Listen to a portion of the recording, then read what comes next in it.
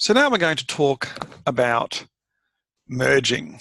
So when I go to merge files, what I'm doing is I take two tables that are in ACL that have an identical data structure, and it has to be identical. First, I want to show you how to check that they're identical. We don't have any identical ones here. Probably this PR2 join and PR join would do for me. So I'm going to just click on these. These are an artifact from our earlier exercise. I can click on our little table over here and I can check all of that. There is actually an easier thing. Let's have a look at a thing called a command line. Window, command line. Here I can enter direct commands. ACL stood for Audit Command Language in the early days. It was all a scripting language. What we're going to do is use a command called display, and that will show us the definition of PR2 join. So that's its item there. Let's have a look at PR join. Pin it, and let's check its structure. Pin display for PR2 join. Oh, you rotten thing. Start again, display. There's PR2 join, pin it, open up PR join, pin it, display. There we have, pin that. That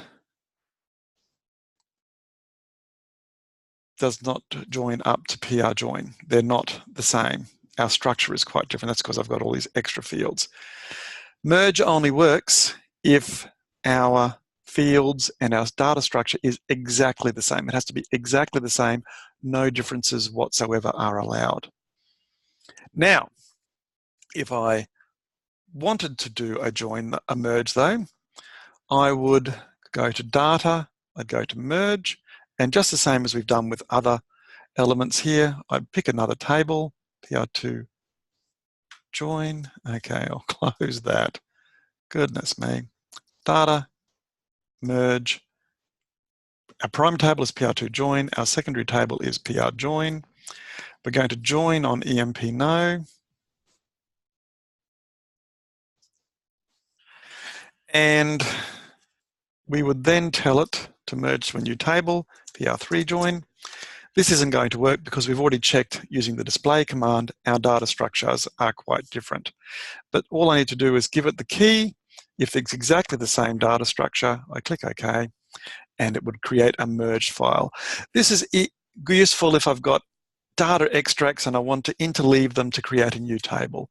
In some cases, you might be better off using append, because append is a little bit more forgiving around those data structures. We would use this to test audit objectives. The audit objectives are all the things we're meant to be doing with an audit. There are about 5 of them.